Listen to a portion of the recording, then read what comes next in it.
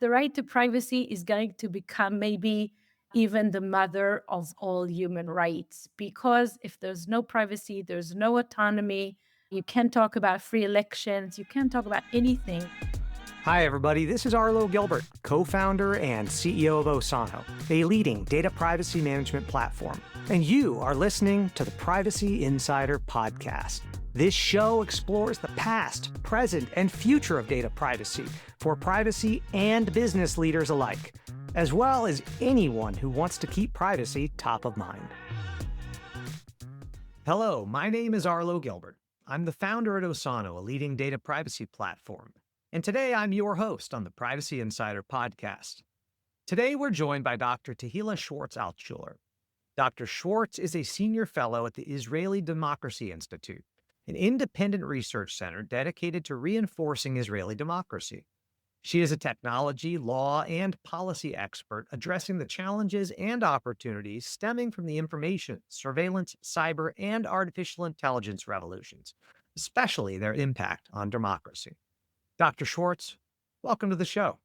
Thanks for having me. It's great to be here. So, as you know, we love to always start our conversations off learning a little bit about the person that we're talking to. And I think that your story is very interesting. So, if you wouldn't mind telling us a little bit about how you got into privacy, digital surveillance, technology rights, I know I would love to understand more about that. So I actually began this journey in academia, Hebrew University in Jerusalem, and then Harvard Kennedy School. And it's funny because my doctoral thesis was about media ownership concentration, which sounds, very boring, but it was about power, who gets to shape what we read, what we see, what we know. And honestly, my career has kind of evolved in parallel with the digital revolution itself. At first, I was asking, what do we need to change in traditional communications law, like gag orders, protection of sources, election propaganda, freedom of information? And I moved a little bit into open government, and from there it was almost inevitable that I'd move into data and privacy because suddenly the battleground wasn't just newspapers and television anymore; it was digital platforms and databases. And then came social media and later what I call cyfluence, cyber influence, the way people and opinions are manipulated online. And obviously there came AI and entered into the picture. And I find myself asking not just how people use data, but how machines use data about people and what that means for democracy, for privacy, for other human rights. So in fact, my recent book is literally called People, Machine, and the State. When I returned to Israel after 5 years in Brookline, Massachusetts, I taught at the Hebrew University School of Public Policy, but all of a sudden I realized that academia alone was too detached from the messy reality, and I love to influence the messy reality. So I joined Israel Democracy Institute, which is Israel's biggest think tank on public policy. And I built there my kingdom. It's called Democracy in the Information Age.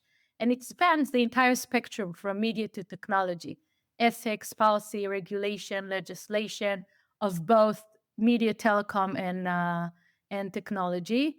And also, what I've been doing during the past, let's say, 2 years or so, is that I teach at the Geo Institute in Mumbai, which is a data sciences institute in India. And there I get to talk with Indian students about AI and social media policy. So yeah, I combine research, policy, teaching, a little bit of public speaking. I wanted to become a public intellectual. I wasn't sure exactly how, but here I am. That's amazing. And I got to tell you, honestly, the most important thing I picked up from that was that you spent time in Brookline. And my memory is that that is where some of the absolute best lox and bagels in the entire Boston area come from. Well, I agree. I really miss Brookline. There's that sentence in one of the children's books called Sarah Plain and Tall. Anywhere, wherever you are, there's always something to miss. So, this is what I miss, Brookline, Massachusetts. Indeed. And you spend a lot of time traveling. Is that right? Yeah. Yeah, I mean, I just completed a very interesting project that I did with a German colleague and India, of course, other places as well. But I'm located in Jerusalem. And can you tell us the kind of very broadly, what is the general theme of your research? It's the question, I think, how technology affects reality, how technology is going to change power relationships, how human rights are going to need to be reframed. And I think specifically regarding the right to privacy, it is very prominent because, at around, I think, 2016, when I wanted to start my deep research in Israeli privacy law, one of my bosses told me, "Why won't you write something else about freedom of speech or freedom of the press?" And I said to him, I have this gut feeling, this hunch that the right to privacy is going to become maybe even the mother of all human rights. Because if there's no privacy, there's no autonomy. You can't talk about free elections. You can't talk about anything at this world. And when the world became so data centered, all of a sudden, this right needed some new interpretation, a new meaning, and also new attention. And this is where I am. I love it. And, great minds think alike. I think a lot of people around that era in 2016 who were really paying attention to the writing on the wall started noticing, the European movement towards privacy rights. And I think you were exactly right. And that's the reason that I started Osano was for exactly the same reason. It just felt like privacy was becoming more and more important to society and more important to businesses and individuals. So super interesting how you ended up there. Now you got your degree at the Harvard Kennedy School, is that correct? I did my postdoc there under the supervision of the late Professor Fred Schauer. He was a First Amendment professor. But think about the fact that that was really the early days of the internet. So since then, so much has happened. And if you had to choose purely based on weather, are you a Boston gal or are you an Israel gal? Because those are Uh, very different climates. It's true. So it's both the weather and the food, I have to admit. The food in Israel is great, but Israel has its deficiencies. I don't need to be too precise about that. Anyone who opens up the news can understand that. Well, let's talk a little bit about Israel. So Israel just passed a new privacy law, isn't that right? Yes. So Yeah, and I'd love it if you could tell us a little bit about that. I know a lot of our audience spends most of their time on the European GDPR, on California's Privacy Right Act, but Israel is a powerful economy, and everybody who's involved in privacy really needs to understand Israel's privacy laws. Yes, I think you're right. Israel's privacy legislation was first passed at 1980. So, it's quite old in terms of updated privacy legislation. I think the most advanced technology that is mentioned in this old legislation is paper mail or so, or direct paper mail. So, in this sense, there was an urgent need to update the privacy law. The problem is that it took a lot of time. Now, since the GDPR was introduced, other countries needed to create some kind of an adequacy with this legislation. Even America had to do that. And in this sense, there was a lot of pressure on the Israeli decision makers to start amending or updating the privacy law.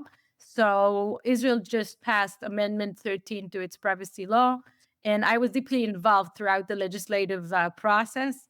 They say nobody should ever see how sausages or laws are made.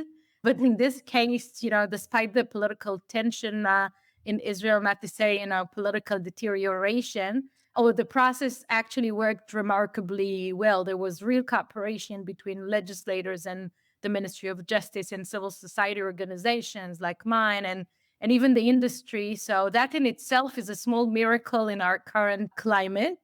And the law is truly an earthquake for Israel's privacy landscape. For the first time, it creates a new professional role, what we call DPOs, data protection officer, just like in the GDPR.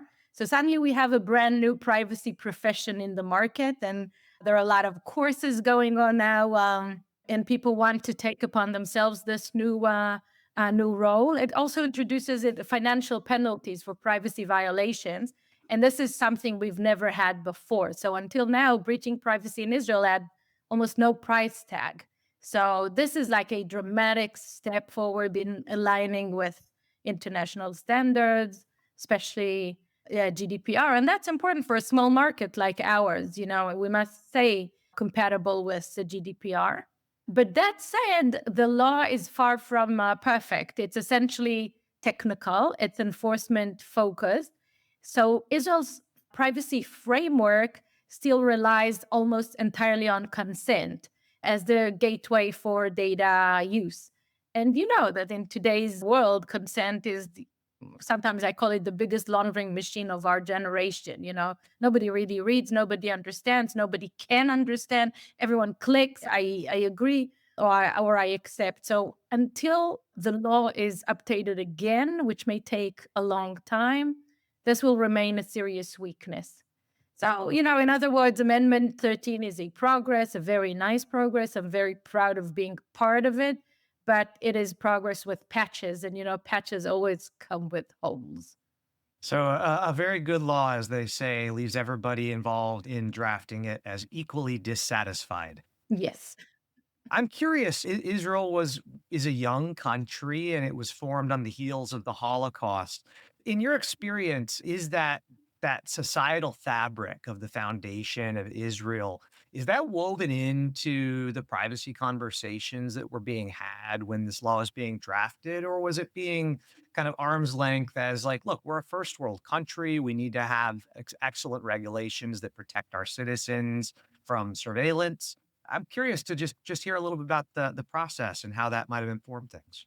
I would say that I think, like any other political question, this could be dealt with from two sides. On the one hand, you would say Israel is a very close, maybe the fabric of Israeli society is like being done or being built with very close connections between people. Israelis are very, very friendly. They're close to each other. Our Friday night dinners are what you Americans sometimes have only once a year in Thanksgiving. So in this sense, the Israeli society is really close, so no secrets. People are not used to have a lot of privacy. They used to have to sit very closely to each other on the buses. They used to tell everyone everything and so on and so forth. On the other hand, if you mention the Holocaust or you mention totalitarian regimes and so on and so forth, surveillance and lack of privacy is one of the, I think, preconditions for such regimes. And in this sense, I think there is a lot of fear, at least, in my social circles, from over surveillance by the government, from using micro targeting based on data in order to change public opinion, democratic deterioration generally, which is based on lack of privacy. So I would say that this is kind of a mixture of everything that we carry on our backs. It's really interesting. Yes, I was Shomer Shabbos for years when I lived on the East Coast, and I definitely miss challah on Friday nights and the time down. It is a key piece of being Jewish, and I've got to imagine that Israeli society must be so nice and supportive to be Jewish there. So that's really interesting. So you were part of drafting this regulation, and it's now in effect. So Israeli citizens have protections similar to the way that Europeans do. And Almost. one of your focuses on how the regulatory approach to new technologies that you're seeing in the US and the EU is not a great fit for a lot of other countries. Can you tell us a little bit about that? Yeah, sure. And so let me just say that, here in Israel, we are thinking from the perspective of a very small market. We always say to ourselves, we can't be more rigid than the EU because then digital platforms would, bluntly tell us, thank you very much, but we are not interested in delivering services to your market. It's too small and it's too problematic. So when I started actually getting more interest in what's happening in India, which is, almost the third biggest economy in the world, all of a sudden I realized that there's something really similar between India and Israel. And, you can't really compare them. The scale is so different, the size of the population, the economy, the market, as I said. But there were some surprising similarities, societies that thrive on innovation and entrepreneurship and emerging markets with unique languages and cultures. And as I said before, not always encourage strong privacy norms. And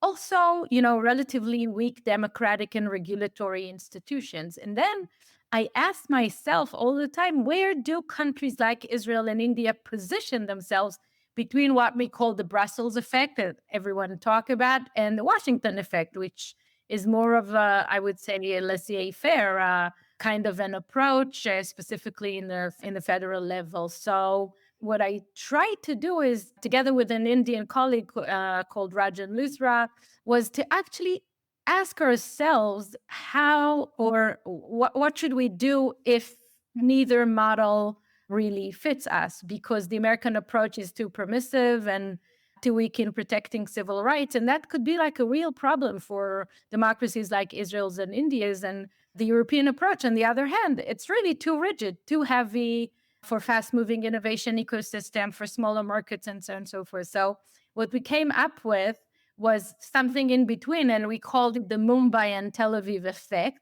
And that's a third way of regulation, which on the one hand might protect rights more than the US model, but leaves more room for innovation rather than the EU model. And I think that the fact that we rooted or deliberately rooted this idea in the lived realities of our two countries, it made it more, I would say, more substantive, not that theoretical. So, what we actually suggested is something that we call a framework law. And that means legislation that doesn't spell out every detail of every technological approach, or doesn't try to regulate any technology, but rather sets principles and ties liability to compliance with technical standards. By that, I mean, for example, let's talk about, I don't know, protecting the cyber of supply chain or the cybersecurity of supply chain. You can say, if you adopt this and this technological standard, then if there is a cyber attack, we are not getting into your computers and we are not going to fine you or see you liable. So it could be like, data set or databases management. It could be cybersecurity, as I said. It could be safeguarding AI applications. If a company aligns itself with the relevant standards, technological standards, and international technological standards, then in case of failure, it is protected. And the advantage is that the law doesn't need constant rewriting. It's the standards that would evolve. And in this model, technological standardization becomes the golden key. It's industry driven, it adapts quickly, it keeps regulation aligned with the pace of innovation.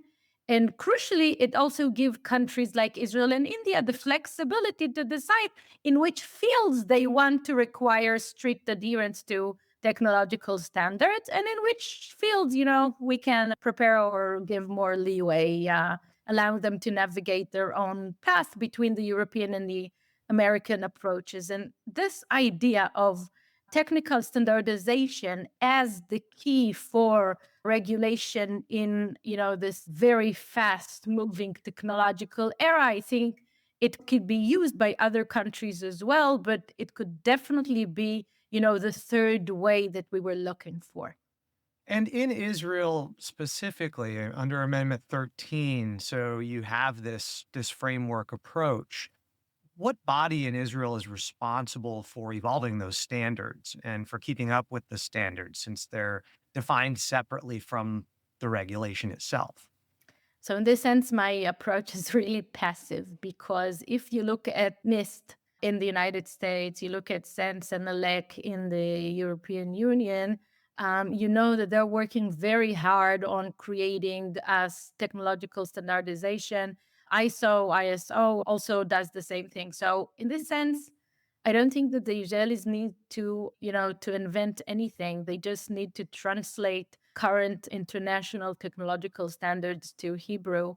And I think that would give the standardization that we want, that would help us actually, be more adequate with what is happening in other countries. And I think that the AI Act at the EU kind of adopts this approach as well, but in a much more strict and rigid way. So, what I'm trying to say here is that Israel can have its own regulation as long as it is framework regulation that adopts international technological standards. But then Israel can decide in which fields it wants to create this framework regulation. But this way you can actually keep up with what is happening in the rest of the Western world or Eastern world when we talk about India. At the same time, decide for yourself what types of priorities you want to adopt when it comes to protecting your own industry, your own people, your own democracy. Think one of the things I love about this standards-based approach is that, especially with things like AI, we're seeing the pace of innovation move faster than anything I've ever seen in my entire life. I can't imagine a room full of regulators trying to sit around and keep pace with that, with new laws. Even maintaining standards around such a fast moving technology is likely very challenging. Would you agree with that? Yes, absolutely. I think this is the biggest deficiency of the EU AI Act is the fact that they tried to foresee technologies and therefore their approaches are not going to be suitable to upcoming technological advances. On the other hand, I trust the industry to create standards much faster than I trust regulators to do so. So if we have the incentive that is being given by regulation to the industry to create its own standardization, that I think could be the only way to cope with the problem of this very fast moving technology. Well, and we opened the Pandora's box of fast-moving technology, and I know that's an area where you spend a lot of time thinking. And a lot of the technology regulation right now is focused on how organizations are using data today. But technology obviously doesn't stand still. So, in your work, what sorts of future challenges in tech policy have you found? We're talking about the difficulty of keeping pace, and there's a lot of interesting stuff out there that a lot of people haven't even heard of yet that we have to be thinking about both from a regulatory and from a societal perspective. And you've done some really interesting research in that area. I'd love to hear some more about that. Okay, I'm happy to share it because this is really a project that I'm particularly happy about. I think that sometimes we privacy people tend to over focus on data sets and databases and how we collect data and we forget real world problems. So in this sense, all of a sudden I started realizing that every time you see Mark Zuckerberg, he's wearing or showing up with smart glasses on his face. And he's obviously not alone. You talk about Samsung and Xiaomi and Google, and they're all racing to make these next big platform maybe a substitute for smartphones. And I started researching smart glasses, and I realized that they don't just see what you see. They have three kinds of eyes: outward to the world through their cameras, inward to our bodies to see our reactions to everything that we see, and then networked into the cloud or into the internet. And this is thrilling because it's the world of post smartphone reality. And I call it phygital reality, like physical and digital combined, because it's not the internet behind screens anymore. We are going to go out to the physical world with those new layers of reality that are being protected by the smart glasses. And here I conducted a collaboration between Israeli and German and Finnish partners, but they were not policy makers or policy researchers or lawyers. They were industrial designers because I felt that when we start talking about smart glasses, well, yeah, I can say privacy by design. Everyone says that. But when there are no designers in the room, what does it mean? What does it mean? Usually it collapses all this privacy by design thing, it collapses into filling out compliance templates. But design is about so much more. It's about shaping experiences, imagining futures, researching interactions, asking uncomfortable questions. And this is exactly what I tried to capture. And The problem is that smart glasses are not that widespread yet. So the question of how do you think about near future questions has become like an interesting one. So our we did was to use role playing games. So I found myself moving from being a policy expert into being a dungeon master of a speculative future. And that shift really mattered to me because only through this imagination and play could we really see where the cracks in our legal frameworks lie. Because abstract values like privacy, transparency, responsibility, they aren't enough on their own. We need to think in terms of interactions like person, person to space, person to platform. So what really emerged in our, role plays is how smart glasses blur the line we've always assumed between private and public. Because, privacy belonged in private spaces. This is where you have the expectation or reasonable expectation for privacy. And then in public spaces, it was normal that people could recognize us and on the street or know where we've been and all of that. But smart glasses changed that completely because imagine walking down the street and someone's glasses don't just see your face, they pick up that you're exhausted or anxious or maybe unwell or sick or not vaccinated or I don't know. Or picture a casual cafe where someone can download an app called Undress the Waitress. And then you can create this deep fake of the waitress naked, but she doesn't know who downloaded this app yesterday. So all these are speculative exercises, but they force us to ask what happens when our emotional states and our dignity and even our bodies become visible in the public space or in the public arena in ways we never consented to. So in this sense, we have composed all kind of recommendations for new regulations, for new governing spaces, who is responsible to what happens, in the public phygital space. Is it the municipality or federal government? Is it the platforms? Is it us? Can we actually consent to such things? All those, became very, very interesting for me. Yeah, I mean, when you think about the tech stack that most people use today, right? We have a computer, we have a phone. And if I'm going to take a picture of you, even if it's in a public space, you usually have a pretty good clue that I'm doing that, right? I hold my phone up, I angle it. You might hear a clicking sound with the camera that goes off, and they're all clues that you're being recorded. Something's happening right now. But with the glasses, it really feels like there's a new wave of problems because there's no indication that you are doing things like you talked about with the imaginary app that undresses the waitress. The scary part about that is that the waitress doesn't even know this is happening. What did you come to any conclusions during your research about likely paths to things like consent? And did you form any opinions about where this would go? So yes, we had a lot of policy recommendations that we think needs to be, addressed. First and foremost is how do we create new relationships between people, between one person to another in the public space. We need to rethink the right to privacy in this sense because the right to privacy usually doesn't exist or doesn't exist that, in such depth in the public space.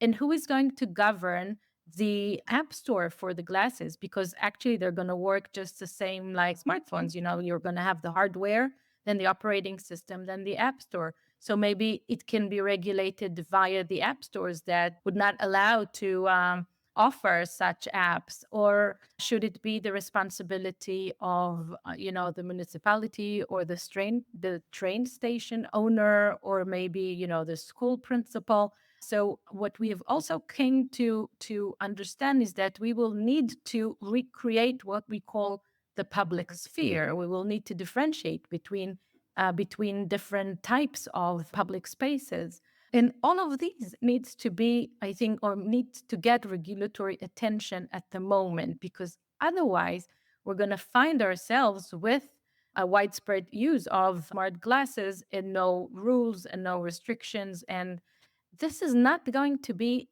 a comfortable world to live in.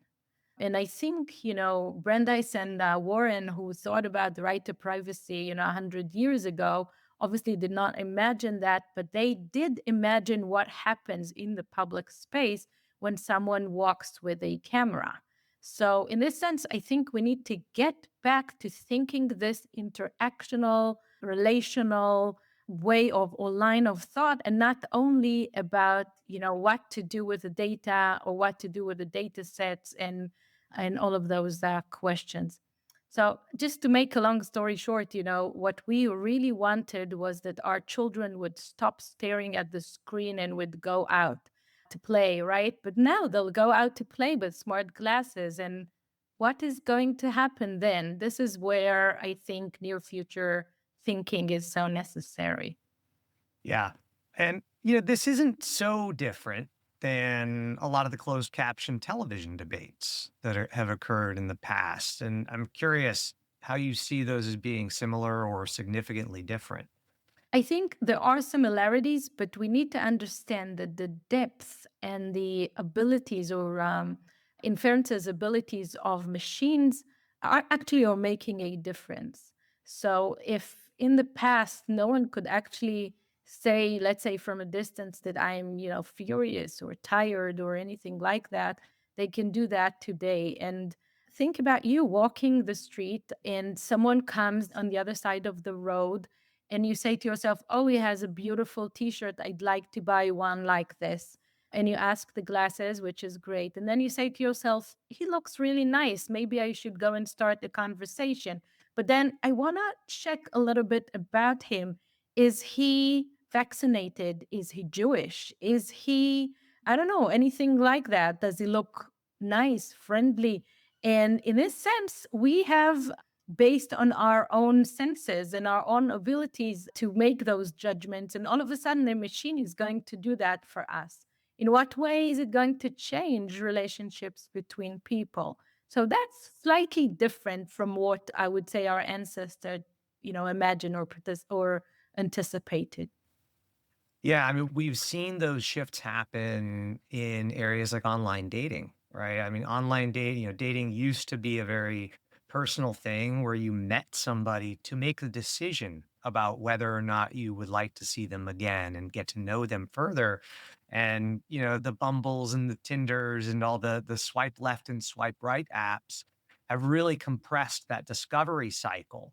And it sounds like this smart glasses approach is only going to further compress that because now I don't have to look and make a decision and read your profile. Instead, my smart glasses just tell me instantly, he's Jewish, he's nice, but he has a bankruptcy in his past.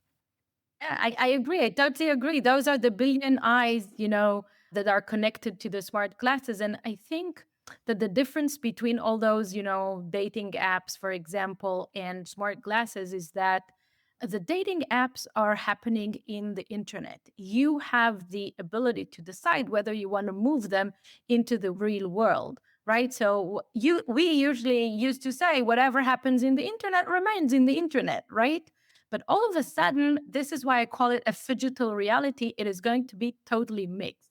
You're going to go out to the physical world wearing those glasses, and that could change both relationships between people, but also the relationship between you and the physical world around you. Think about it, that you won't need any kind of traffic signs or traffic lights or any kind of signs telling you when the next train is coming. The glasses would show it to you personally. So in what sense the physical world is about to change, to be re-engineered because of smart glasses. This is something I find fascinating.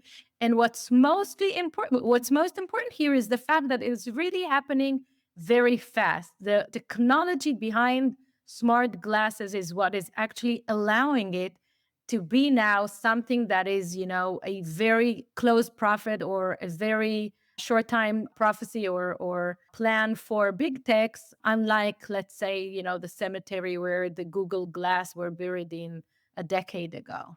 You mentioned Google Glass, and I'm glad you did because if you remember, they had a nickname for anybody who wore them. I think it was a glass hole. And I remember reading news about people who would wear those and they'd go somewhere public, maybe a bar or a cafe, and there was actually violence against people for wearing those because individuals felt like I don't want you recording me and taking snapshots surreptitiously and learning about me without having to have asked me. And I'm curious. So, we look back at that Google Glass experiment, and clearly the technology was not ready and society was not ready.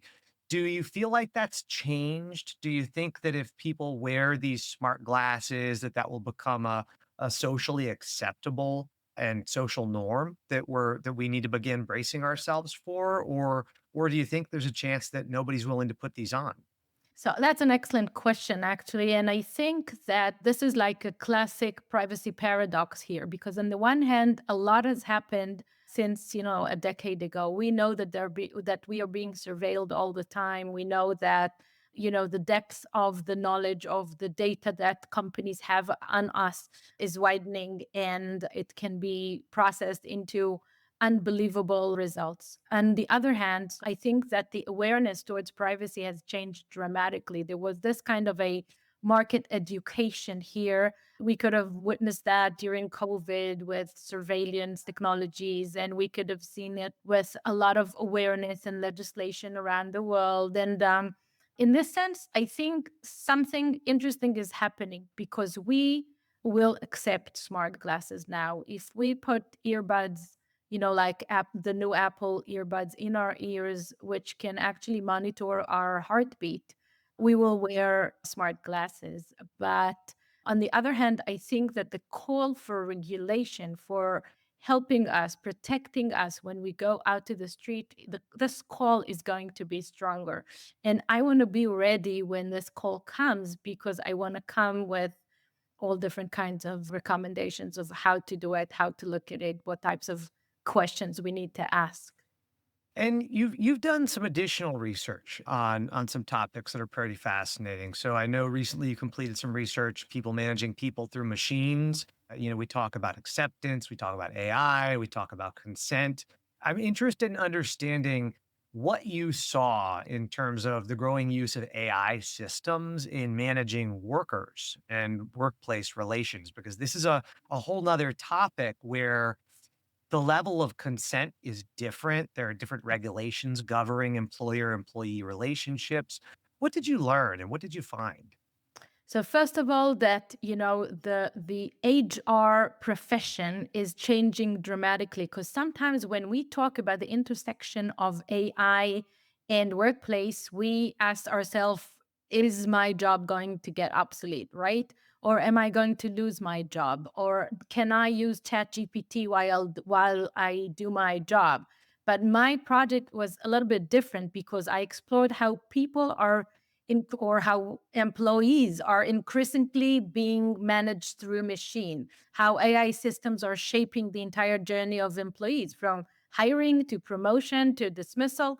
It all started during COVID when people started to work remotely, and then employers wanted to see my mouse clicks or how many windows were open on my screen or how fast I have responded to emails and what my sentiment was. So it all started there. But all of a sudden, when we think about agents and we think about different ways to assess productivity, this is a place I think that we should start thinking of or looking at that. And one of the things that I found in my research, in my recent research, was another privacy paradox. Because when we spoke with senior managers or with HR managers, they talk about privacy as a top priority. As I said, the market education here was amazing. But at the same time, often they deny employees, for example, the right to access to their own personal data or the right to correct this data or to erase this data. So we see some kind of a paradox here. What we also, I think, found was the fact that people are thinking a lot about privacy and about cybersecurity of employees' data. but they don't take enough, I think, consideration to what's next, which means decision making by machines, inferences that can be in their abilities to understand employees' emotions. The switch from human consideration to machine decision making.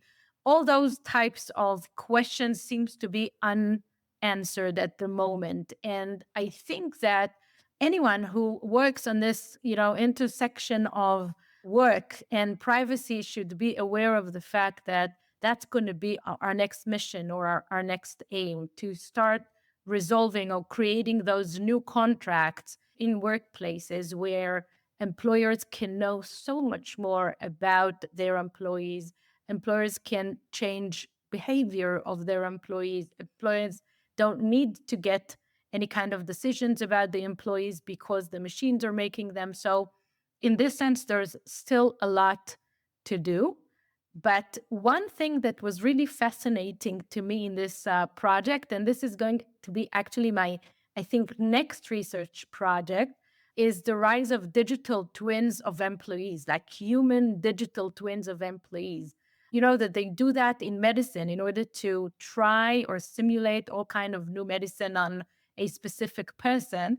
But I think that workplace will be the next frontier where employers start building digital replicas of their workers. For example, to run salary simulations, to train them, even to send them into meetings when they can't be there in person.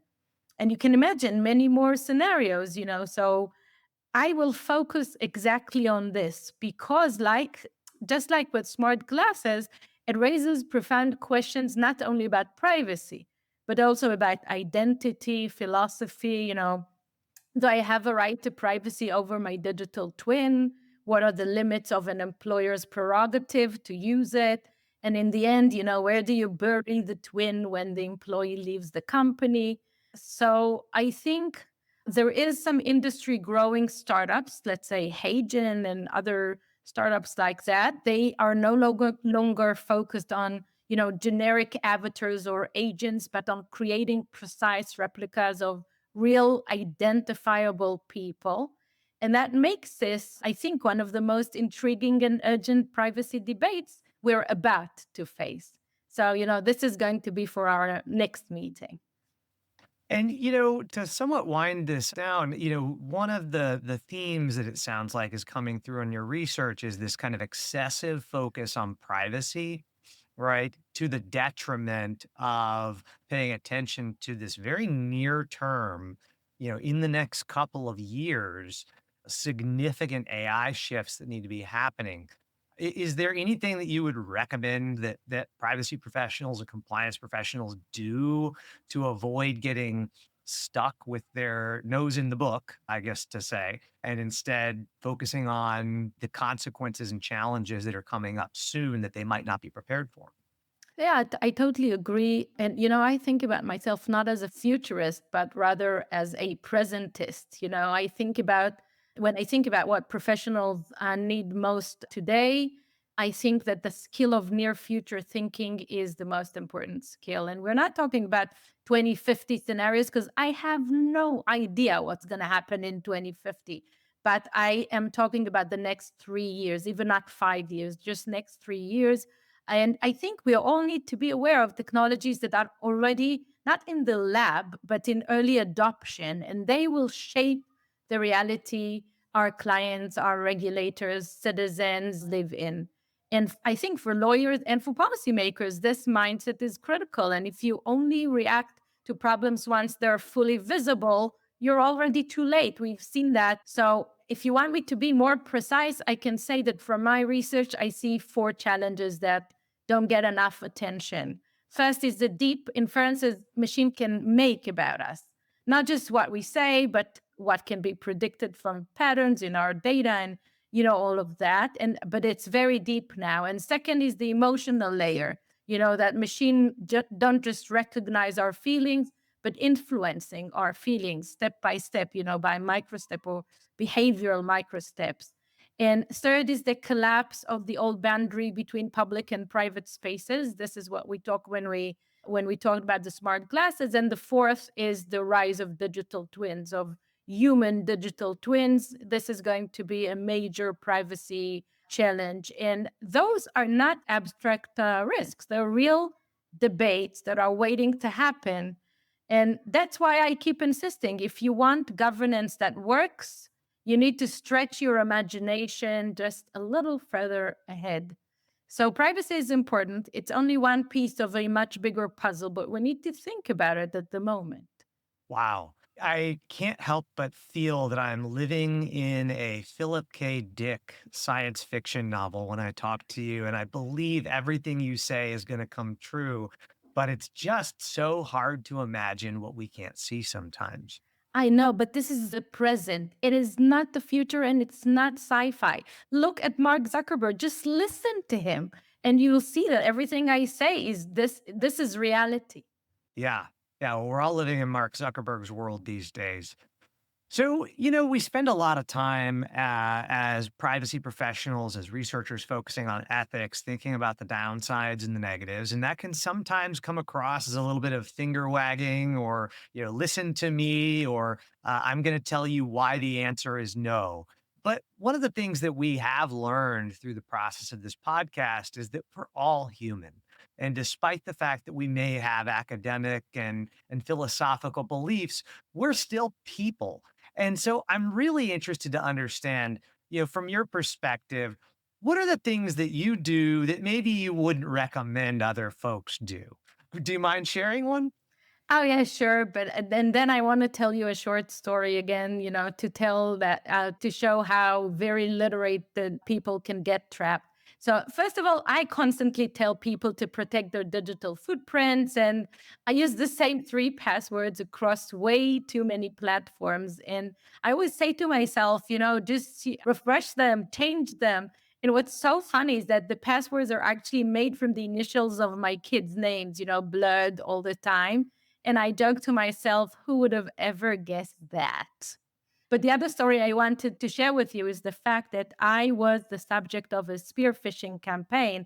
About 2 months ago, I received this very convincing emails from a well-known person in Israel, and I started chatting with him, and we decided to create some kind of a Zoom meeting. And only really 2 weeks into this type of conversation did I realize that it was not him and it was a spear phishing campaign. And I said to myself, I need to work more slowly. I need to check, my emails more carefully. So when you approached me, Arlo, I said to myself, could this be real, or is it another spear phishing campaign? Well, I'm glad to share that I am real, but it does say something about the sophistication of those attacks. If somebody whose entire profession is focused on these kinds of topics can still find yourself, confused and tricked by some of these tactics that are used, they're very effective. Oh, yes, absolutely. And this is why I decided to share this story, in Israeli media and international media, just to tell everyone, be careful. If it happened to me, it would happen to all of you guys.